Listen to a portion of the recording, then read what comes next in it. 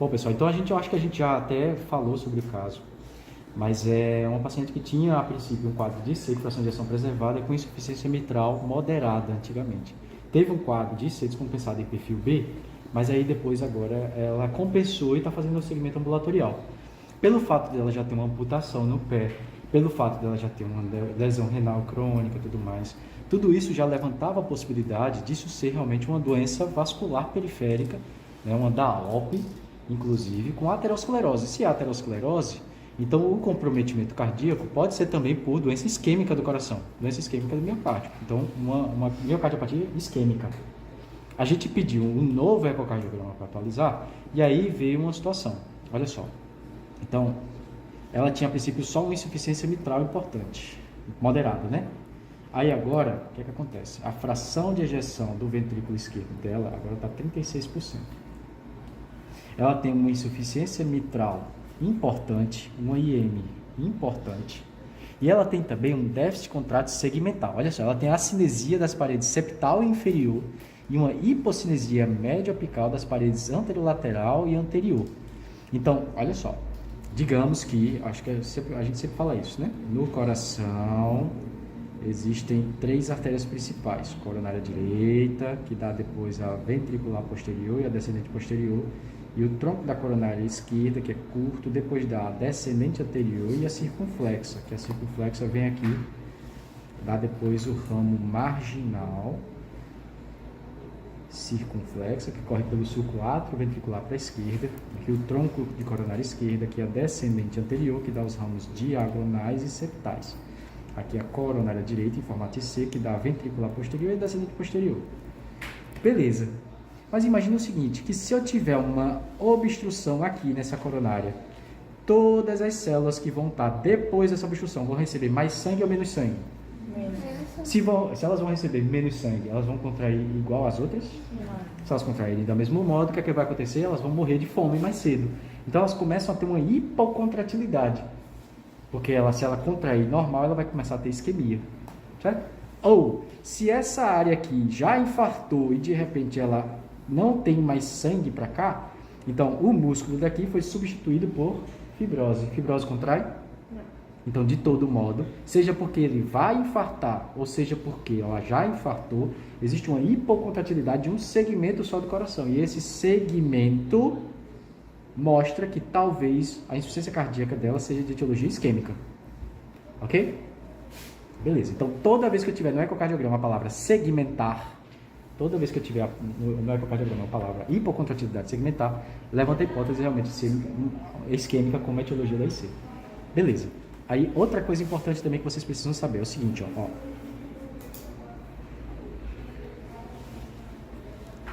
Preste atenção. Aqui está o VE, aqui está o átrio esquerdo e aqui está a aorta. Aí como é que acontece? O átrio esquerdo vem para cá, para o ventrículo esquerdo, e o ventrículo esquerdo eu contraio, essa válvula aqui se fecha para poder sair pela aorta. Ok? Beleza. Só que olha o que é que acontece. Quando eu tenho uma insuficiência mitral importante, o átrio, quando chega no ventrículo esquerdo, ele tem 2 opções. Ou o sangue pode vir para cá pelo certo, ou ele pode voltar para o átrio esquerdo. Mas no sistema fechado, eu tenho sempre fluxo de sangue de onde tem mais pressão para onde tem menos pressão.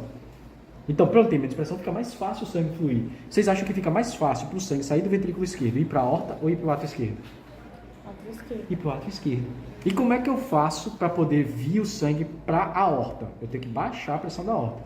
Então, eu tenho que diminuir a pós-carga. Porque se eu faço um aumento da pós-carga, se eu aumento a pressão na aorta, o sangue vai refluir ainda mais aqui pela insuficiência mitral.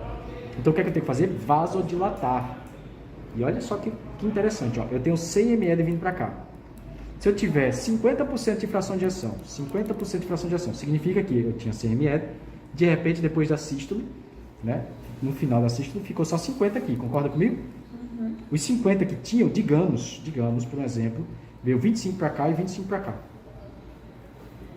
Como um exemplo, né? Se dividisse pela metade. Inclusive, é mais fácil até vir para cá do que vir para cá. Mas, enfim. Ok? Beleza. Se por acaso eu corrijo essa insuficiência mitral, vai ter esse fluxo para cá? Uhum. O que é que vai acontecer com a fração de ejeção dela? Real. Vai o quê? Cair ou manter ou aumentar? Vai diminuir. Então, a fração de ejeção de quem tem uma insuficiência mitral, na verdade, ela não é real. Porque ela está superestimada. Ela está errando para cima, porque quando eu corrijo, isso aqui cai ainda mais. Então, se ela tem uma IC com fração de ejeção de 36% e ela corrige essa insuficiência mitral, o que é que provavelmente ela vai fazer? A fração de ejeção dela vai cair ainda mais. Então, o que é que eu preciso fazer? Olha só, ela tem uma insuficiência mitral importante. Não deixaram claro se era primária ou secundária, porque às vezes o ventrículo esquerdo dilata e as cúspides que estavam aqui, ó, abrindo e fechando, quando ela dilatou, ficou assim, ó, mais afastado. Então você acaba tendo uma IM secundária. Tudo bem. Mas entendam que a provável etiologia dessa insuficiência cardíaca é isquemia. O que é que ela precisa? Urgentemente. Urgentemente não, mas ela precisa um cateterismo para poder avaliar como é que estão as coronárias. Qual é a chance de ter alguma coisa nas coronárias dela? É alta ou muito alta? Já que ela já teve uma amputação do pé. É muito alta. Se ela é muito alta, olha só o que é que vai acontecer. Ela vai fazer um cateterismo. Por quê? Tanto porque na troca valvar, um pré-operatório de troca valvar mitral, ela precisa fazer um cateterismo de toda forma. Porque de repente ela faz essa troca valvar, aí no pós-operatório imediato ela infarta. Aí já faz um cateterismo e faz, eita, precisa de uma mamária, foi mal. Vou ter que abrir de novo para operar de novo. Isso existe? Da mesma forma que quem tem um infarto e faz um cateterismo, vai precisar do cateterismo e vai fazer, eita, precisa colocar uma mamária, vamos fazer a mamária dela, e não pede um eco. Aí no ecocardiograma depois, na UTI, o paciente evolui mal, e quando faz um ecocardiograma, faz, eita, tinha uma insuficiência mitral importante, vamos ter que operar de novo. Foi mal. Isso existe? Então, como parte do pré-operatório, seja para fazer uma revascularização miocárdica cirúrgica, seja para fazer uma troca valvar, eu preciso fazer o complemento. Um ecocardiograma. Quem fez um ecocardiograma para fazer a troca valvar precisa fazer um cateterismo como pré-operatório, e quem fez o cateterismo porque fez um infarto precisa de um ecocardiograma como pré-operatório. Mas no caso dela, mais ainda, porque provavelmente ela tem um quadro de IEM secundário à dilatação do ventrículo esquerdo. Isso por conta da isquemia, então ela precisa de um cateterismo, e provavelmente o cateterismo talvez tenha algumas obstruções, que ela precise fazer uma cirurgia combinada de revascularização miocárdica, que é mamária, safena e tudo mais, e aproveita e já troca essa válvula junto. Então ela já faz o combo completo. Já que ela não é tão idosa, tem menos de 70 anos de idade, a chance de dar certo é alta. Só que ela tem alguns outros comemorativos. Ela tem uma disfunção diastólica importante. Olha só a situação. Então, digamos, cabia 100 antes. Ela já tem uma insuficiência mitral importante que faz com que o sangue reflua de um modo importante. E ela também tem uma disfunção diastólica grau 3, que já é restritiva, ou seja, não cabe mais 100, agora cabe 40. E desses 40, 36% está indo para frente, só que não está indo para frente, está saindo do VE. Uma parte está indo para a aorta, outra parte está voltando para o ato esquerdo. Consegue entender como ela tem uma facilidade para fazer congestão? E como ela tem uma possibilidade também de começar a fazer baixo débito renal com hipofluxo renal, fazendo lesão renal aguda, principalmente com baixo fluxo renal. E a artéria renal dela deve estar, tem uma obstrução aterosclerótica também.